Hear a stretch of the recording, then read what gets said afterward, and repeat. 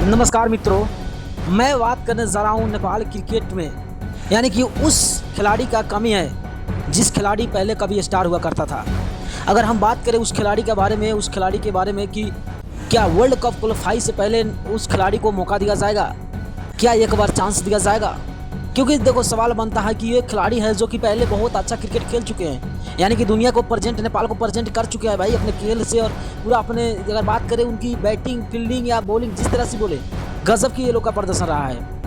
पहले सवाल बनता है कि भाई आदि आलम, दूसरा संदीप जोहरा और तीसरा प्रतिजीसी, क्या इन खिलाड़ियों को स्टोर लो और नेपाल के जो क्रिकेट मैनेजमेंट है क्या उनको मौका दे सकते हैं? सवाल बनता है कि ये लोग ऐसे खिलाड़ी हैं कि कहीं भी रूह पलट देते हैं, कहीं भी मैच पलटने का क्षमता रखते हैं।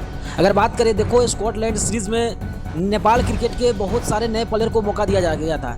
रुपेश सिंह को मौका दिया गया था, किरण थगुना को मौका दिया गया था और नंदन यादव को मौका दिया गया था। बशीर अहमद भी कुछ हद तक खेले हैं। तो क्या आप लोगों को क्या लगता है कि इन जो 4 प्लेयर को मौका दिया गया था, उस 4 प्लेयर में सबसे बेहतर परफॉर्म किसका रहा हो? अगर हम आपको बता दें, किरण थगुना की बात करें तो किरण थगुना उतना बेटर नहीं है जो कि नेपाल क्रिकेट में उनको रखा जाए, क्योंकि नेपाल क्रिकेट की batting line, middle order batsman अगर बात करें तो भाई सब के सब कमजोर दिख रहे थे, यानी कि स्कॉटलैंड सीरीज में सबसे कमजोर मिडिल ऑर्डर बैट्समैन ही थे। तो सवाल बनता है कि आदि आलम को उनकी जगह पर मौका देना चाहिए, संदीप जोहरा को देना चाहिए या प्रतिजीसी को बॉलिंग की तरफ में देना चाहिए? क्योंकि ये लोग हैं जो अपने दम पे मैच जिताना जानते हैं भाई, अपने क्षमता से मैच जिता सकते हैं। तो सवाल ये बनता है, क्योंकि देखो अगर बात करें किरण थगुना की बात करें तो कुछ अच्छा परफॉर्म नहीं कर पाए।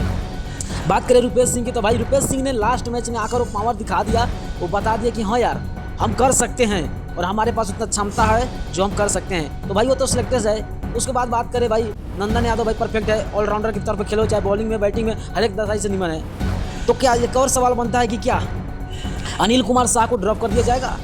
जिस तरह कुशल मल्ला को ड्रॉप कर दिया गया, क्या उस तरह अनिल कुमार शाह को ड्रॉप कर दिया जाएगा? क्योंकि अनिल कुमार शाह को लगातार 3-4 मौका दिया और 3-4 मौका में अनिल कुमार शाह लगातार फ्लॉप नजर आए हैं। तो डर बनता है और सवाल भी बनता है कि क्या अनिल कुमार शाह को ड्रॉप कर दिया जाएगा?